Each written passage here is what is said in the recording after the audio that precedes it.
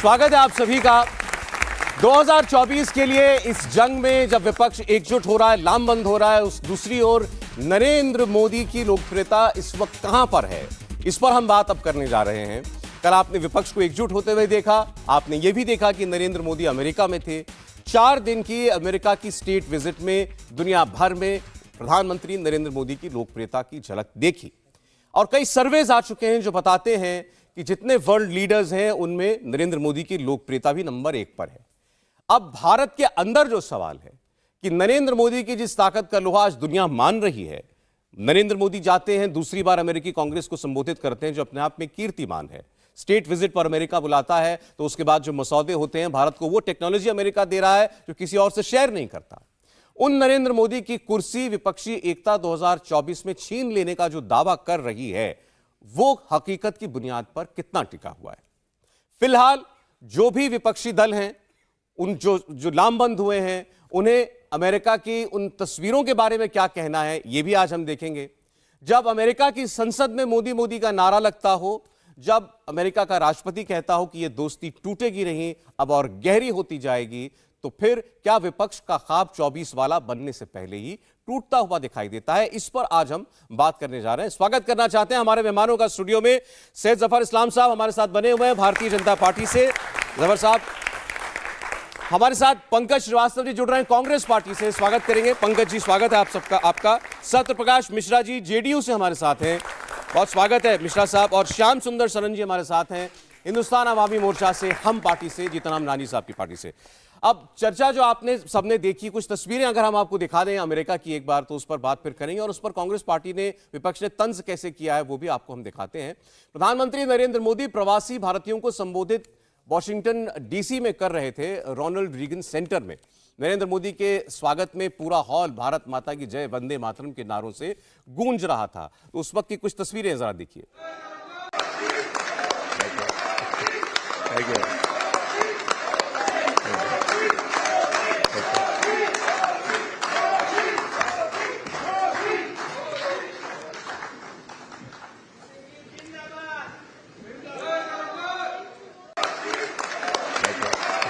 अब जरा अमेरिका की एक और तस्वीर आपको दिखाते हैं। नरेंद्र मोदी जब अमेरिकी संसद के संयुक्त सत्र को संबोधित करने के लिए पहुंचे तो वहां भारत के प्रधानमंत्री को देखने के लिए, मिलने के लिए, हाथ मिलाने के लिए, उनके साथ सेल्फी लेने के लिए और कुछ सांसदों ने तो ऑटोग्राफ लेने के लिए भी होड़ लगती हुई हमें वहां पर दिखाई दी। उस पूरे भाषण में 79 बार तालियां मचती हैं, 15 बार स्टैंडिंग ओवेशन मिलता है।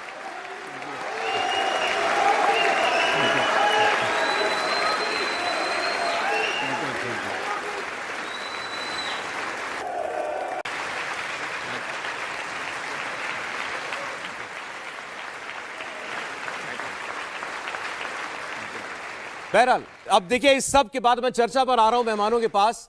ये सारी तस्वीरें तो आपने देखी, बहुत सारे लोग शायद इसलिए नहीं देख पा रहे थे क्योंकि वहां पर हमारा टाइम जोन के हिसाब से वहां जो भी कार्यक्रम हो रहे थे वो देर रात में हो रहे थे, लेकिन आपने अगले दिन देखा होगा। कांग्रेस पार्टी की तरफ से जो आज ट्वीट हुआ वो मेरे हाथ में है। ये वो तस्वीर है जफर साहब, आपने शायद देखी नहीं होगी, मैं दिखा देता हूं आपको। और इस पर जो कैप्शन दिया गया है वो लिखा है नरेंद्र मोदी और एक टेलीप्रॉम्प्टर है। कैप्शन है मैं और मेरा टेलीप्रॉम्प्टर। 3 दिन के भारत दौरे का, अमेरिका दौरे का निचोड़ है मैं और मेरा टेलीप्रॉम्प्टर। देखिए सौरभ जी, कांग्रेस पार्टी बार बार जब देश मजबूत होता रहता है तो कुछ इस तरह की बातें, टिप्पणियां करते हैं। आज पहली बार नहीं, अनेक बार किया है, इसलिए मैं ज़्यादा उसके बारे में टीका टिप्पणी नहीं करूंगा। लेकिन हकीकत को जानना सबके लिए ज़रूरी है और देश की जनता आज समझने लगी है कि देश कहाँ जा रहा है, कितना मजबूत हुआ है और देश पहले कैसा था। आज मैं अमेरिका के साथ इक्वल पार्टनर्स के हैसियत से जाता हूँ। पहले एक किसी तरह के दबाव में हमको जाना पड़ता था, जो अमेरिका कहता था सुनना पड़ता था। लेकिन 2014 से पहले और आज की बात में एक फ़र्क आया है और सबसे बड़ा फ़र्क है जो हम नहीं कह रहे, सिर्फ पूरी दुनिया इस बात को तस्लीम करती है, इसलिए हम नहीं कह रहे, सिर्फ दुनिया की बातों को जो दुनिया मानती है उस चीज़ को दोहरा रहा हूँ कि 2014 से पहले आप इंडिया को जिस तरह से, जिस डायरेक्शन में आप मोड़ देते थे, इंडिया मुड़ जाती थी। चाहे उसका हित जो है, देश का हित आप बचा पाए, प्रोटेक्ट कर पाए या नहीं कर पाए। लेकिन अब 2014 से पहले, और इसलिए कमज़ोर देश कहा जाता था, अब 2014 के बाद जो फ़र्क आया है कि अब एक मजबूत देश की तरह उभरे हैं। इकोनॉमी मजबूत हुई है, देश भी मजबूत हुआ, सोच भी मजबूत हुई है, और उसकी लीडरशिप के बारे में पूरी दुनिया एक्नॉलेज करती है। 14 से पहले हम कमजोर देश थे और दुनिया के मुल्क जहां चाहते थे हम मुड़ जाते थे। बिल्कुल, ये आज ये कितने बड़े, जितने भी जो फॉरेन स्टडीज के छात्र हैं या एक्सपर्ट्स हैं, उन्होंने भी कहा है, इस बात को दोहराया है कि उससे पहले क्या होता था, देश के हित रखने के लिए हिम्मत नहीं होती थी कि देशों के हितों की कैसे रक्षा की जाए। आज मैं कह सकता हूं, और सब देश के सभी लोगों के लिए, सिर्फ भारतीय जनता पार्टी का इसलिए नहीं, देश के हर नागरिक को गर्व होना चाहिए कि आज अपने हितों की रक्षा करने वाला एक आदमी, एक प्रधानमंत्री है जो हर प्लेटफॉर्म से देश की रक्षा करता है, देश के हितों की रक्षा करता है। आज आप इसके सामने है, मिसाल ये है कि पहले हमें समझा जाता था कि हम उनके सहयोगी की तरह आए हैं, आज हमें पार्टनरशिप और अमेरिकन प्रेसिडेंट कहते हैं। जिस तरह से अमेरिकन प्रेसिडेंट ने 3 दिन तक कोई और प्रोग्राम नहीं रखा, सीधे सीधे देश के प्रधानमंत्री के साथ वो रहे, चाहे वो अटेंड किया प्रोग्राम, लेकिन वाशिंगटन नहीं छोड़ा। सबसे बड़ी बात है, जो बड़ी बात है कि ये आपने सही कहा कि ये जो स्टेट जो ऑनर जो है, अमेरिका ने इस पूरे जो इस सेशन में जो जब से बाइडन आए हैं, सिर्फ 2 लोगों को दिया है, एक कोरिया को और एक भारत के प्रधानमंत्री। कितने सारे स्टेट डिग्नेटरीज वहां विजिट किए, स्टेट का ऑनर जो है ना, स्टेट ऑनर किसी को नहीं दिया। इससे समझ में आता है कि देश का जो दबदबा कैसे दुनिया में फैल रहा, और इसकी वजह सिर्फ यही है कि हमने एक ही काम किया है कि देश के हितों की रक्षा की है हर कॉस्ट पे, और हर प्लेटफॉर्म से कहा है कि देश से सर्वोपरि है, देश से बढ़ के कुछ नहीं है। ठीक है, जरा पंकज जी का जवाब लेता हूं। और एक और खास बात कहता हूं, जो मजबूत और कमजोर और जो मजबूत हुआ उससे बताता हूं जी। दुनिया कहती थी, अगेन मैं खुद नहीं कह रहा हूं, दुनिया कहती थी, मैं इकोनॉमी का छात्र भी हूं इसलिए कह रहा हूं कि 5 जो सबसे कमजोर इकोनॉमी थी वो दुनिया में, वो उस पर हिंदुस्तान का नाम आता था। साथ साथ एक कैप्शन जैसे इसमें दिया ना, कैप्शन उसमें लिखा रहता था कि government of fraud and fraudsters, party of जो स्कैम्स एंड स्कैमस्टर्स, ये आते थे कैप्शन में। इंडिया के बारे में सोचा जाता था कि जब तक आपको किकबैक नहीं दोगे, जब तक आप कोई, ठीक है जफर साहब, बात आपके आगे, आप कह रहे हैं 14 से पहले हम घपले घोटालों का देश जाने जाते थे, अब क्या है, भारत एक कमजोर मुल्क जाना जाता था, आपने कहा अब आप अपने हितों की रक्षा नहीं कर पाता था। प्लीज अब लंबा हो जाएगा, 10 सेकंड सिर्फ। आज वही देश है, देश जिसके लिए ऐसी टेक्नोलॉजी ट्रांसफर जिसके लिए दुनिया में किसी ने अमेरिका ने नहीं किया, लेकिन देश, हमारे देश के लिए तैयार हुआ। ये उभरती हुई ताकत है। पंकज जी टॉप इकोनॉमी जो है वो भी जवाब पंकज जी। सौरभ भाई, कुछ मुद्दे ऐसे होते हैं जिस पर हम लोगों को आपस में कोई झगड़ा नहीं करना चाहिए। देश के गर्व हमारे गर्व हैं। मुझे बड़ा अफसोस हुआ अभी जफर साहब को सुनकर, यहाँ कुछ बुजुर्गवार भी बैठे हैं, नौजवान भी बैठे हैं, ये कह रहे थे कि 2014 के पहले दुनिया जैसे चाहती थी हमें मोड़ देती थी। मुझे बहुत अफसोस हुआ जफर साहब, यही अमेरिका 5वां बेड़ा लेकर खड़ा हुआ था हिंद महासागर में, और इंदिरा गांधी ने पाकिस्तान का 2 टुकड़ा किया था, इतिहास और भूगोल दोनों बदला था। अमेरिका ने चेतावनी दी थी कि अब हमला कर देंगे, भूल गए आप इतिहास को इस तरह से नकारेंगे। पूरी दुनिया 2 ध्रुवों में बटी हुई थी, एक तरफ अमेरिका था, एक तरफ रूस था, शीत युद्ध हो रहा था, और पंडित नेहरू ने गुट निरपेक्ष आंदोलन शुरू किया। 150 से ज्यादा देश उनके साथ खड़े हुए, और जो इस देश का जो मेयार था, जो इस देश की जो एक हैसियत थी, वो पूरी दुनिया ने उसको सलाम किया। अमेरिका ने भी किया था, रूस ने भी किया था, और अमेरिका का तो पूरा इतिहास ही भरा पड़ा है कि हमें हर मौके पर हमारे खिलाफ उसने काम किया। मैं नहीं कहता कि अमेरिका से रिश्ते अच्छे नहीं होने चाहिए, बिल्कुल होने चाहिए। और इसके पहले इसी संसद को वहां की अमेरिका की हमारे मनमोहन सिंह जी ने भी जाकर संबोधित किया, कोई इनकार नहीं करता, कोई नई बात नहीं है। नहीं, इस तरह से पेश कर रहे हैं जैसे पहली बार क्या हुआ, किया जा रहा है कि दो बार दुनिया में केवल 3 लोगों ने किया है। मैं आपको बता रहा हूं पहली बार क्या हुआ है। पहली बार हुआ है कि भारत का प्रधानमंत्री वहां गया तो भारतीय मूल के लोगों ने वहां प्रदर्शन किया, मणिपुर के लोगों ने। यह पहली बार हुआ है।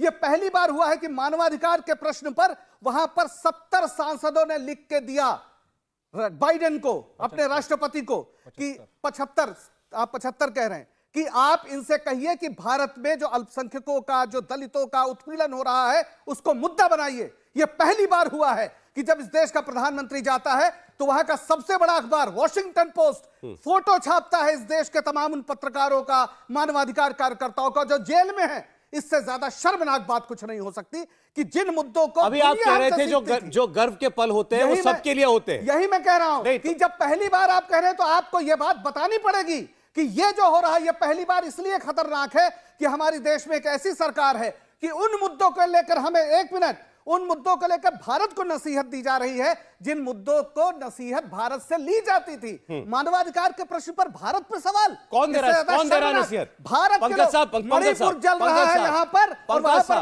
मणिपुर, सुनिए मैं बता रहा हूं, इशू जंप करेंगे तो कोई फायदा नहीं है। पूरी बात सौरभ जी, आपने पूरी बात उनको कहने दी, मैंने आपको मुझे पूरी बात नहीं कहने दे रहे आप। मणिपुर इस देश में जल रहा है, 50,000 लोग इस समय कैंपों में हैं, सैकड़ों धर्मस्थल, चर्च, मंदिर तोड़ दिए गए, लोग एक दूसरे की जान ले रहे हैं। अरे कौन तो एक दूसरे की जान ले रहा है? पंकज जी नहीं, मैं इररिस्पांसिबल स्टेटमेंट नहीं जाने दूंगा। आप ये कैसे कह सकते हैं देश में धर्मस्थल तोड़े जा रहे हैं, लोग एक दूसरे की जान ले रहे हैं? सौरभ जी, 3,500 से ज्यादा वहां हथियार लूटे गए, कौन मार रहा है एक दूसरे को? आप क्या इस बात को गलत मान रहे हैं? नहीं, मैं आप खबरों के साथ आप आग बुझाना चाहते हैं, आग लगाना चाहते हैं? यही मैं कह रहा हूं कि जब यहां पर 10 दिन वो पड़े हैं मणिपुर के सर्वदलीय लोग, तो इस देश के प्रधानमंत्री उनसे मिलते नहीं है। देश का मुद्दा, यही मैं कह रहा हूं, पंकज जी अब आपको सुनना भी पड़ेगा, आपको भी सुनना पड़ेगा कि मणिपुर के लोग वहां पर प्रदर्शन कर रहे हैं, इसलिए कि आप यहां पे नहीं सुन रहे हैं। भाई ऑल पार्टी मीटिंग मैं तो कंडक्ट नहीं करूंगा ना सर, होम मिनिस्टर ही कर रहे हैं, ये बात आपको वहां कहनी पड़ेगी। वहीं अरे कहा जा रहा है, नहीं सुना उन्होंने। मेरी बात सुनिए, मणिपुर के लोग अमेरिका में प्रदर्शन मेरी बात तो सुनिए, मेरी बात तो सुनिए, मुझे बात सुनिए। आप गंभीर राजनेता हैं, बड़ी पार्टी से की बात कर रहे हैं।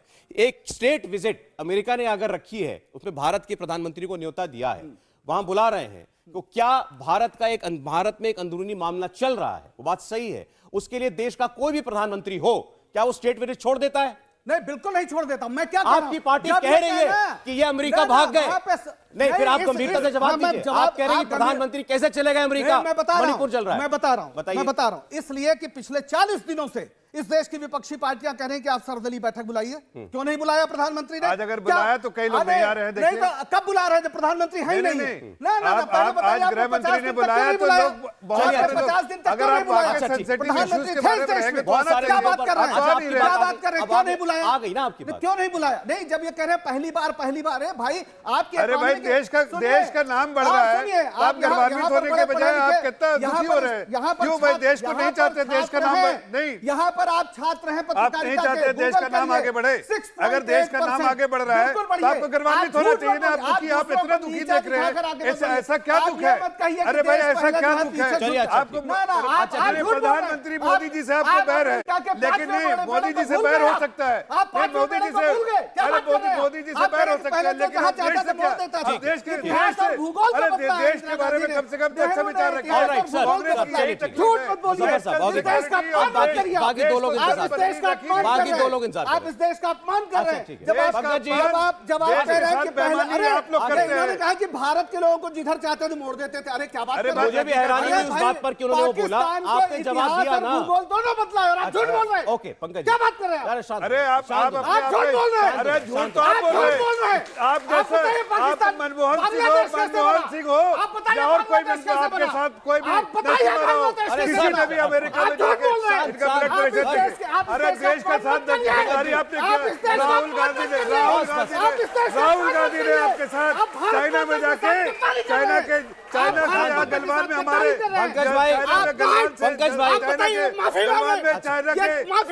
चाइना के पीएलए आर्मी से हमारी आप उसमें शांत हो जाइए। राहुल कहाँ गए थे? राहुल गांधी कहाँ गए थे? शांत हो जाइए। अरे राहुल गांधी कोई घुसा नहीं, ना माफी मांगिए। अरे माफी तो राहुल गांधी भारत को जो चाहता था अच्छा बात कर ले आगे, बात तो कर ले। राहुल गांधी को मानना पड़ेगा। माफी बोलने के लिए भी तो रुकना तो पड़ेगा सर। आप रुके तो सही, जबर साहब रुक जाइए, रुक जाइए। आप झूठ बोल रहे हैं। झूठ तो आप बोल रहे हैं, पूरी दुनिया को मालूम है। बांग्लादेश को पूरे दुनिया को मालूम है उसका। देखिए बांग्लादेश, अरे सर बांग्लादेश बना ये इतिहास है, ये इतिहास है।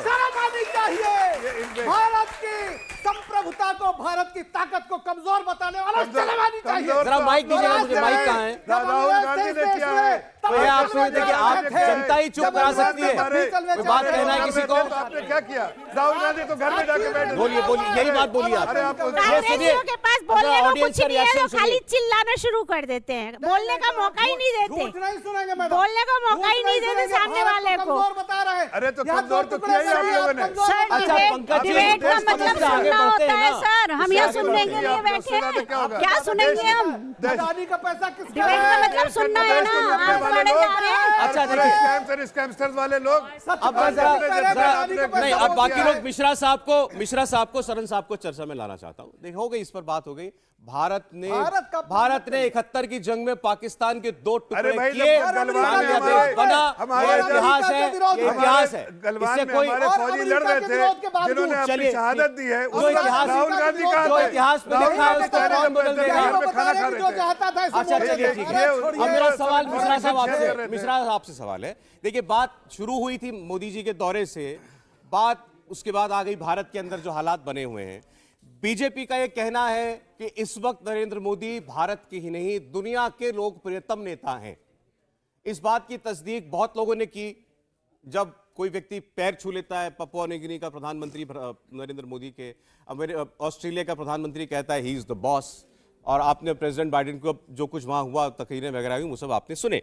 सवाल यह है कि विपक्षी एकता जो पटना में हुई और आपकी पार्टी के इंसिस्टेंस पर हुई है वो मीटिंग, आज बीजेपी कह रही है सब एक हो जाएंगे। हमारा नेता इतना लोकप्रिय है, आपको लड़ाई लड़नी है 50% वोट की, लड़िए, आपको 51% वोट से लड़ाएंगे, सब एक हो जाओ। ये लोकप्रियता बेहद खोखली है, ये लोकप्रियता इवेंट मैनेजमेंट है। भारत 9 साल से ये प्रधानमंत्री को झेल रहा है।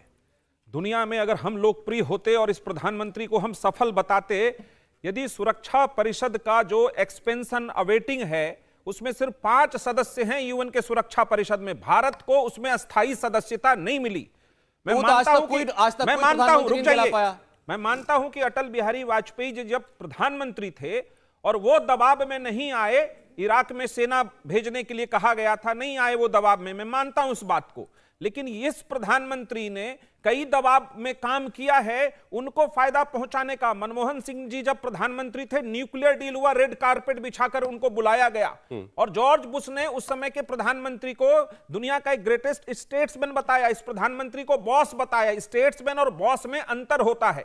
ये जो खोखली लोकप्रियता है, हरे डायमंड को लेकर वहां गए, मतलब क्या होता है? रुक जाइए, हरे डायमंड को लेकर के गए और वहां से कुछ लेकर के खास नहीं आए। भारत के सभी प्रधानमंत्री को, मिश्रा साहब, अब जरा फैक्ट्स पर बात करेंगे। आप कह रहे हैं इस दौरे से भारत को कुछ हासिल नहीं हुआ। भारत के सभी प्रधानमंत्री को दुनिया के तमाम देशों ने एक लोकतांत्रिक व्यवस्था और राजकीय अतिथि को सम्मान दिया है, वो हमारे लिए अच्छी बात है, उससे इनकार नहीं है। लेकिन यदि ये प्रधानमंत्री उस सदन में ये बात उठा देते कांग्रेस में, यूएस के कांग्रेस में, कि भारत को अस्थायी सदस्यता सुरक्षा परिषद की कब मिलेगी, तो मैं भी ताली बजाता होता।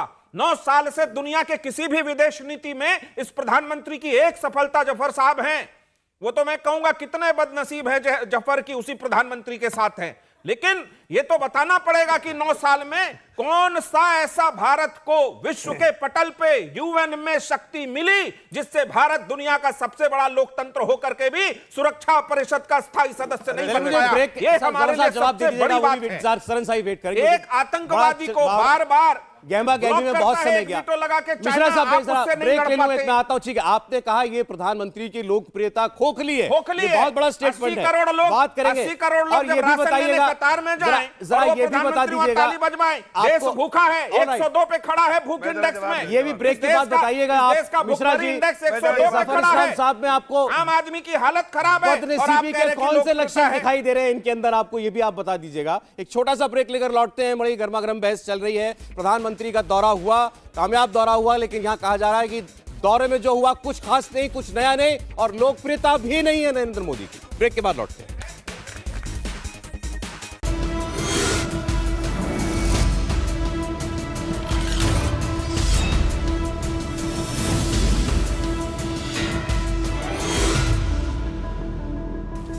स्वागत है आपका एक बार फिर।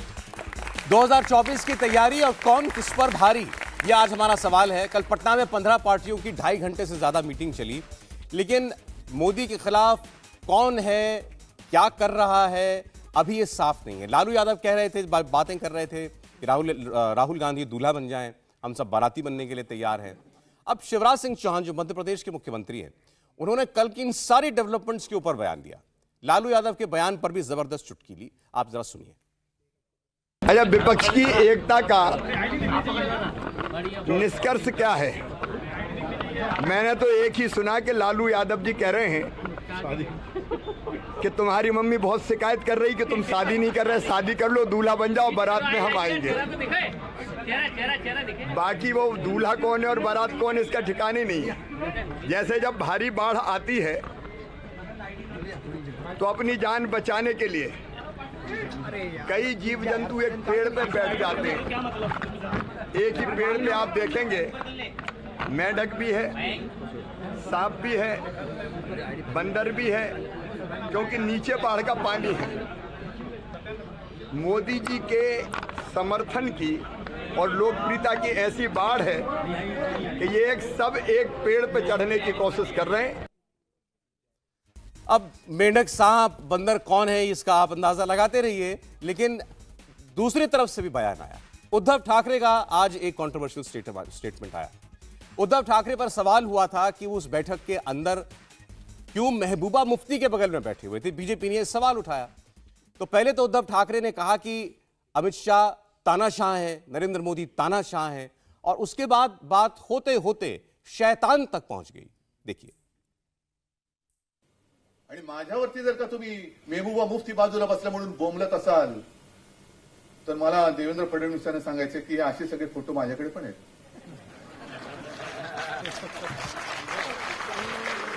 मग पंतप्रधान तुमचे नरेंद्र मोदी तुमचे नेते आहेत की नाहीत? हे बघा, सावरकरांच्या साक्षीने अमित शाह तुमचे नेते आहेत की नाही? अमित शाह तुमचे नेते आहेत की नाही? त्याच्यानंतर हे अजून फोटो आहेत बघा, असे छान बसलेले आहेत।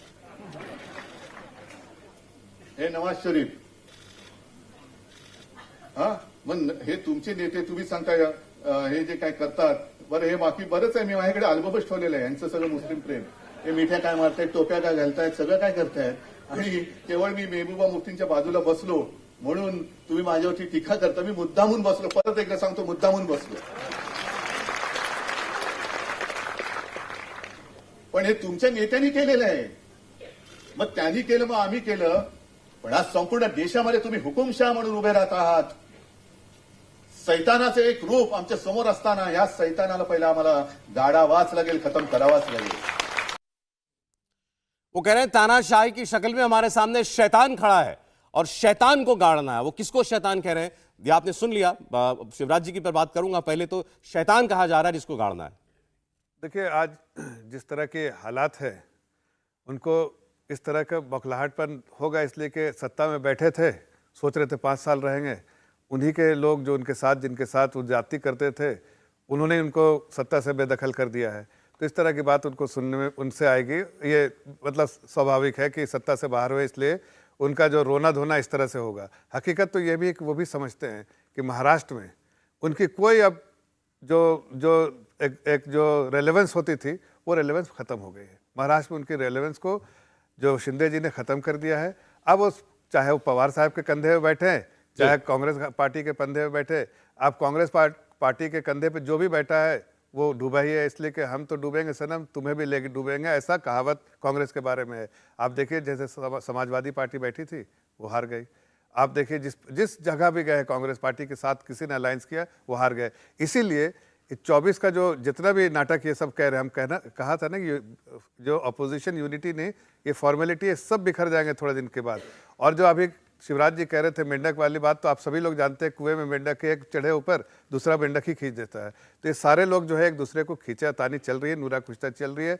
अभी इनको परेशानी ये है कि ये इस तरह के जितना हमको गाली देंगे उससे वहाँ पर जनता के साथ और हमारा विश्वास उनका बढ़ेगा हमारे प्रति। और ख़ासकर मैं बोलना चाहता हूँ उद्धव ठाकरे जी को, कि उद्धव ठाकरे जी, आप जितनी भी गालियाँ देना चाहते हैं प्रधानमंत्री को दीजिए, गृह मंत्री जी को दीजिए। सत्ता के भूख में आप भूल गए थे कि क्या अंडरस्टैंडिंग हुई थी। आप हमारे कंधे पे रह के जीते, अकेले तो आप जीत नहीं सकते। चलिए वो बात भी हो गई, अब तो लेकिन अब जो है ये गालियां देके शैतान कहना गाली है, सांप बिच्छू बंदर कहना ये ठीक है? नहीं, उन्होंने कहा जीव जंती जो है अपने आप को बचाने के लिए ऊपर चढ़ जाता है। उन्होंने कहा अगर मतलब बाढ़ आ रही है तो अपने आप को बचाना है। ये जो मोदी जी की आंधी है उससे बचने के लिए सारे जो अपोजिशन जो है पार्टी एक साथ आ रही है, लेकिन इनको आपस में बिखराव हम नहीं करेंगे। पंकज जी का कमेंट नहीं करेंगे, ये बिखराव जो है वो अपने आप ही खुद करेंगे। नरेंद्र मोदी की बाढ़ है लोकप्रियता की, जिसकी वजह से आप सब लोगों को पेड़ पर चढ़ जाना पड़ रहा है। भाई उस बाढ़ का एक अभी हमने नमूना कर्नाटक में देख लिया है, बहुत अच्छी बाढ़ थी, बजरंगबली को भी दांव पर लगा दिया था। हमने देखा क्या किया कर्नाटक के लोगों ने, और पूरे आप देश में देख लीजिए, उसके पहले हिमाचल देख लीजिए, जहां जहां जिन राज्यों में चुनाव हो रहा है, ज्यादातर राज्यों में पिछले 19 से लेकर अभी तक ज्यादातर भारतीय जनता पार्टी हारी है, ये फैक्ट है। इसलिए ये मत बताइए कि बाढ़ किसकी आई है, नहीं है। हाँ, हम एक बात मानते हैं कि भारत का लोकतंत्र इस समय खतरे में है, और उस लोकतंत्र को बचाने के लिए, और उस लोकतंत्र खतरे में इसलिए है कि भारतीय जनता पार्टी जिन नीतियों को लेकर चल रही है, आरएसएस जिन नीतियों को लेकर चल रहा है, वो इस देश में लोकतंत्र को शुरू से उसके खिलाफ था, आज से नहीं। जब वो अंग्रेजों के तलवे चाट रहे थे, भारत में लोकतंत्र का विरोध कर रहे थे, संविधान का विरोध कर रहे थे, तिरंगा का विरोध कर रहे थे, तब से लेकर आज तक कभी उन्हें भारत का लोकतंत्र, भारत का संविधान जो सबको बराबर मानता है, जो सबको अधिकार देता है कि आप आजादी से रहिए, वो इनको बर्दाश्त नहीं था। और आज वो उस लोकतंत्र को खत्म करने की पूरी कोशिश कर रहे हैं। इस लिहाज से निश्चित अच्छा, ये बात जो आप लोग कहते हैं लोकतंत्र खत्म हो जाएगा, या कल की प्रेस कॉन्फ्रेंस में ममता बनर्जी ने कहा इंडिया ही नहीं रहेगा, उन्होंने कहा चुनाव ही नहीं होगा, अगर ये इलेक्शन हार गए तो इसमें मोदी जी दोबारा आ गए तो, ये आप लोग गंभीरता से कहते हैं? देखिए, भारत एक डेमोक्रेटिक कंट्री नहीं रहेगा। मैं आपसे, देखिए, दो चीज होती है, एक होता है लोकतंत्र का आवरण, एक होती है लोकतंत्र की आत्मा।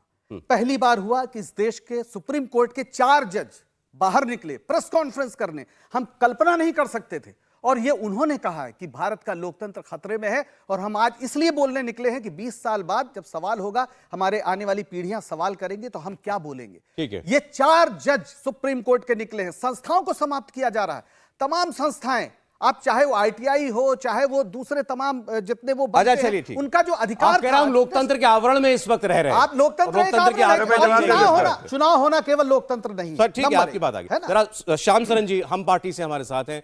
श्याम सरन साहब, इतना पूरा विपक्ष एकजुट हो रहा है, बिहार में ही बैठक हो रही थी, और आप उसी बिहार से आने वाली पार्टी उस एकता में साथ नहीं है, आप मोदी जी के साथ आ गए, तो कोई तो वजह होगी। देखिए, सबसे पहले तो मेरी आपसे शिकायत है। हाँ, नहीं, मैं पहले डिबेट में आपने हमको भाग वैसे ही नहीं लेने दिया, जैसे नीतीश कुमार जी हमसे हड़क गए और वो हमको भाग नहीं लेने दिए महागठबंधन के बैठक में। तो ये मेरी शिकायत है कि जब राष्ट्रीय मुद्दे हैं तब भी हम लोग कुछ बोल सकते हैं, जायज है। तो हम पंकज जी से माफी चाह करके 2 बातों का जवाब हम देंगे। हम यही चाहेंगे कि ये प्रत्युत्तर न दे, ताकि आपके दूसरे सवाल का जवाब दे दें। ये बड़े सवाल तो जवाब नहीं दीजिएगा, वो कह रहे हैं कि अपनी बात में पूरी कर। हाँ, उसके बाद दे लेंगे। इन्होंने कहा कि हमने देश का भूगोल बदला। सत्य बात है कि 1947 में भी देश का भूगोल इन्होंने बदला, उसकी चर्चा ये नहीं करते। 1971 में किस परिस्थिति में देश का भूगोल इन्होंने, देश का भूगोल, पाकिस्तान का भूगोल इन्होंने बदला था, इसको ये कह देते हैं कि देश का ही भूगोल हमने बदला। कहते तो ये इनकी मतलब मजबूती का प्रमाण था। और दूसरा, जो जफर इस्लाम साहब पर ये कूद पड़े, हर बात में कांग्रेस पार्टी नेहरू और इंदिरा तक खत्म हो जाती है, इंदिरा के बाद तो कांग्रेस रही नहीं, ये भी इनकी बातों से पता चलता है। नहीं तो फिर जितनी आतंकवादी घटनाएं होती थी, 26/11 के बाद इन्होंने क्या किया, पाकिस्तान के प्रधानमंत्री इनको किस तरह से देहाती औरत से पूरे विश्व पटल पर पुकारते थे, उसके बाद इनकी क्या प्रतिक्रिया होती थी, और आज पाकिस्तान की घिघी किस तरह से बंधी हुई है, ये प्रमाण है कि नरेंद्र मोदी की ताकत और हिंदुस्तान की ताकत कितनी बड़ी है। एक बात। दूसरी बात कि जिस पटना की धरती पर कल महागठबंधन अब मिश्रा साहब प्लीज आप लोगों ने बोल 40 मिनट उन्होंने सुना, मुझे बोलने दें। मिलने जो गए थे जनता दल यूनाइटेड वालों के साथ देखिए, बोलने नहीं देंगे, इसका जवाब दे दीजिए। ये नीतीश कुमार जी के लोग बोलने ही नहीं देते हम लोगों को। दलित को इतना दबा कर रखेंगे, मुख्यमंत्री बनाया साहब, क्या बात कर रहे हैं आप। जब भी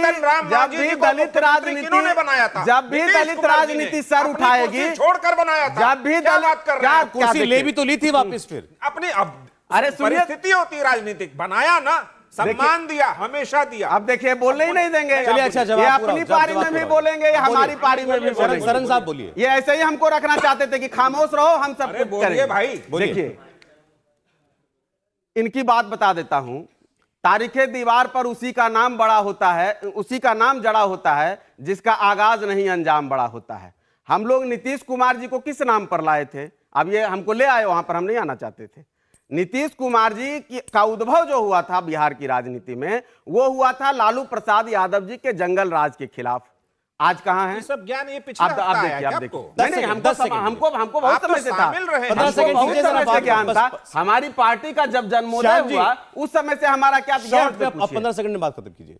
बस उसी का जवाब दे रहा हूं। आज अब बहुत सारे सवालों के लोग डिलेट बात करते हैं, आगे जानबूझ के करते हैं। तो एक चीज मैं पूछना चाहता हूं कि जेपी की धरती पर किसका गुणगान किया जा रहा था और किस गांधी जी के 7 वचनों को नीतीश कुमार जी ने बिहार के सभी प्रशासनिक भवनों पर शिलापट लगवाया है। उसमें एक वचन की याद दिला देता हूं, उसमें लिखा हुआ है कि सिद्धांत के बिना राजनीति का कोई तो समाजवाद सिद्धांत है हमारा, आपको नहीं पता है। जेपी आंदोलन के नाम पर हजारों लोगों को जेपी पेंशन दे रहे हैं और कांग्रेस की गोद में ये संविधान को बचाने की बात कर रहे हैं। देखिए एक बात, दूसरी बात, इसी का जवाब ले लें नहीं, जरा। दूसरी बात बस अंतिम बात कह देता हूं, बाकी फिर आप समय दें कि ना दें कोई पता नहीं। अरे इनको मेरा भी समय थोड़ा दे दीजिए। इनको किस नीतीश कुमार की अगुवाई में लड़ने की बात हो रही है, जिस नीतीश कुमार को पलटू राम की संज्ञा लालू प्रसाद यादव जी ने दी। और अब अगली बैठक जून के बाद कब होगी? अगस्त में। क्यों होगी अगस्त में?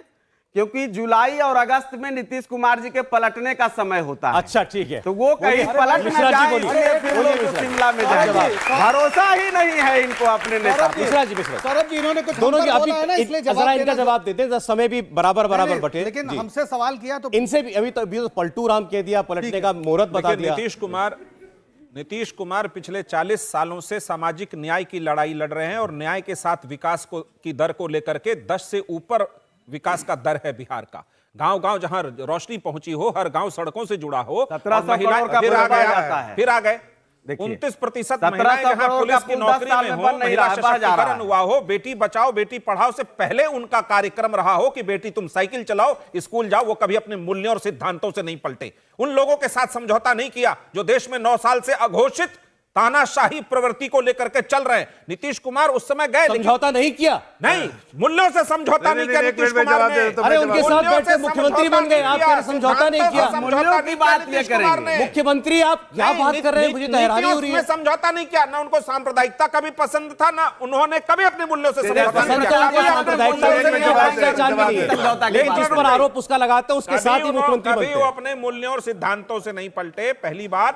दूसरा, जब अघोषित तानाशाही प्रवृत्ति देश में चल रही हो, हर राज्य की सरकार को उखाड़ने की कोशिश चल रही हो, ईडी सीबीआई का रेड पड़ रहा हो, दिल्ली पुलिस सीबीआई का दफ्तर घेर लेती हो रात के 12 बजे, उस देश में आप कह रहे कि लोकतंत्र है, सुप्रीम कोर्ट को कहना पड़े कि चुनाव आयोग फैसला करेगा, सब मिलकर करेगा, और चुनाव आयोग पे दबाव बना एक जवाब दीजिए, उसके बाद जनता के पास आऊंगा। तिथियां बदलने वाली सरकार, तो हम मानेंगे इस चीज को कि एक ही आदमी देश को ये कर रहा है। एक जवाब ले लीजिए। तानाशाह कह रहे हैं, हाँ, हम आपके साथ भी रहे अगर तो हमारा अपने मूल्यों से समझौता नहीं किया। नहीं किया कभी। ठीक है, बोलिए। इन्होंने कहा मूल्य से और सिद्धांतों से कभी पलटे नहीं, पलटू राम पलटे ही रहे। उन्होंने कभी उसके बारे में कभी सिद्धांतों की चिंता ही नहीं की।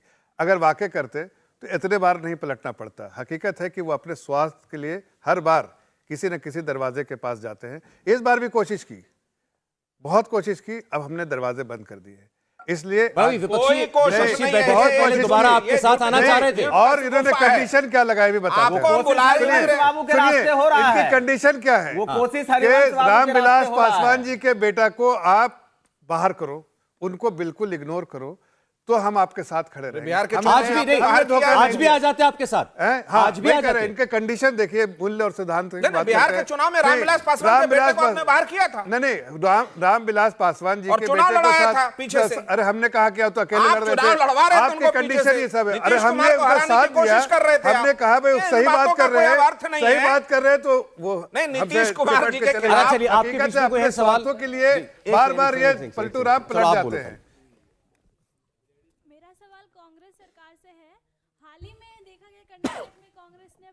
सरकार बनाई है, तो आपको क्या लगता है कि लोकसभा चुनाव में कांग्रेस कितनी सीटें ला पाएंगी? देखिए, मुझे ये विश्वास है कि जिस तरह से विपक्ष एकजुट हो रहा है और मुद्दों पर एकजुट हो रहा है, सामाजिक न्याय के प्रश्न पर, लोकतंत्र के प्रश्न पर, खासतौर पर जिस तरह से राहुल गांधी जी ने एक नारा दिया है जो आने वाले दिनों में इस देश की राजनीति को बदलेगा, वो नारा है जितनी आबादी उतना हक।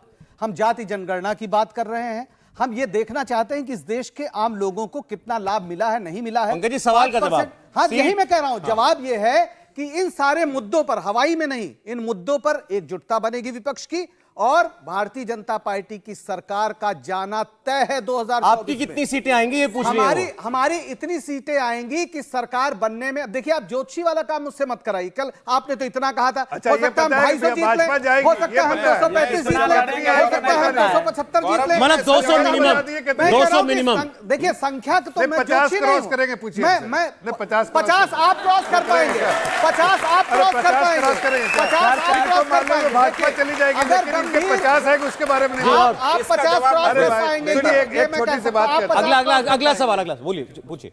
सर, मेरा सवाल विपक्ष से है कि सर आप कहते हैं कि लोकतंत्र का कत्ल हो रहा है। सर 370 हटाना अगर लोकतंत्र का कत्ल है तो सर ये सारी जनता सर वो लोकतंत्र का कत्ल करने को सर तैयार है।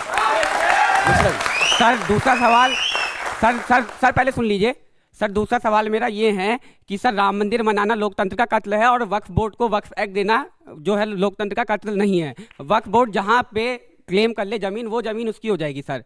और सर किसने कहा सर, आप देख लीजिए सर, ये है सर वक्फ बोर्ड के पास, सर वक्फ कहीं भी बोल देगी उसकी जमीन। हाँ सर, वक्फ बोर्ड के पास पूरे, कुछ भी बोल सर मेरी बात सुनिए सर, जनता की बात सुन लीजिए आप। जनता की बात नहीं सुनेंगे आप जीतेंगे कैसे? बात कर लेते हैं वक्त पे बात कर लेते हैं। सर वक्फ बोर्ड इंडिया में तीसरे नंबर पे सबसे ज्यादा जमीन है इंडियन आर्मी और एक रेलवे के बाद। आप ऐसी और सर ऐसी बातें मत करो। अच्छा नहीं, ठीक है, आप इनका कहना, अच्छा बार जरा प्लीज, ये कह रहे हैं 370 इन्होंने खत्म किया, राम मंदिर इनके दौर में बना, अदालत से फैसला आया, ट्रस्ट आज मंदिर को बना रहा है, और ये सब तो गलत है।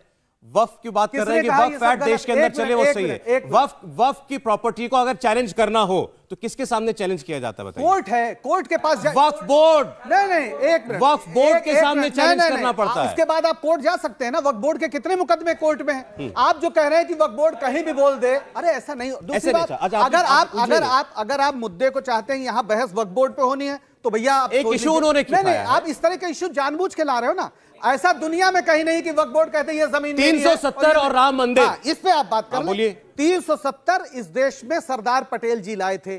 श्यामा प्रसाद मुखर्जी ताली बजा रहे थे संविधान सभा में। क्यों लाए थे? इसलिए कि आजादी के पहले राजा हरि सिंह ने भारत के साथ विलय नहीं किया, इसलिए एक रास्ता निकला। पंडित नेहरू ने रास्ता निकाला, सरदार पटेल ने रास्ता निकाला कि कैसे उसे अपने साथ लाना है। उसके लिए उन्होंने एक विशिष्ट उनको दर्जा दिया, और सिर्फ कश्मीर को नहीं, देश के तमाम ऐसे प्रदेश हैं जिनको एक विशिष्ट दर्जा मिला। समय कम है इसीलिए आपको टोक रहा हूं मैं। आप उनको पूरी बात जानने केवल ये कहना है 370 राम मंदिर पर साथ दे या न दे, गलत बात। इनको पूरी बात जानने का हक है सर। सर हक तो है, लेकिन मेरा हक है ब्रेक लेने का, मेरे पास टाइम नहीं है, क्या करूं? अरे तो यार, आप अगर स्टूडेंट हो भैया, अगर आप जर्नलिज्म के, तो प्लीज थोड़ा पढ़ो। ये सरदार पटेल समय नहीं है मेरे पास। सरदार पटेल देशद्रोही थे। इनका जो सवाल था, देशद्रोही थे, उन्होंने बनाए 370। ये इन दो चीजों से मुतमईन है, उनको लगता है कि इस पर नरेंद्र मोदी का साथ देना चाहिए, लेकिन क्या ये भर काफी है? इस बार 2024 में तीसरी बार मैंडेट लाने के लिए कुछ नया, कुछ अलग क्या सोचना पड़ेगा? अभी 1 साल से कम बाकी है। देखिए सौरभ जी, जिस तरह से हमने जन सेवा की है, गरीबों को मजबूत बनाने का काम किया है, देश को आगे बढ़ाने का काम किया है, और जनता के आवाज को उठाया है, जनता को मजबूत बनाया है, जनता का विश्वास जीता है। इन लोग विश्वास हारे हुए लोग हैं, इसलिए घोटाले में चला गया, अरे सुन लीजिए ना, आपको जनता का विश्वास आप खो चुके, बार बार इलेक्शन में जाते हैं, आपको किसी का सहारा चाहिए, सहारा आपने दावे सुना विपक्ष का हिस्सा है। इस बार विपक्ष एक हुआ और नरेंद्र मोदी दोबारा नहीं आएंगे, पूर्व प्रधानमंत्री ही कहलाएंगे। और आप बीजेपी के दावे सुन रहे हैं, कल भी आपने देखा, इस बार भी 300 पार। वक्त है, अभी देखते हैं कौन सी पार्टी कहां पहुंचती है। बहुत धन्यवाद आप लोगों का आज स्टूडियो में आने के लिए, और आप सबका भी हमारे साथ इस चर्चा में जुड़ने के लिए। इंडिया टीवी हर वक्त हर जगह डाउनलोड करने के लिए सर्च करें India TV news Google play store या ऐप स्टोर पर।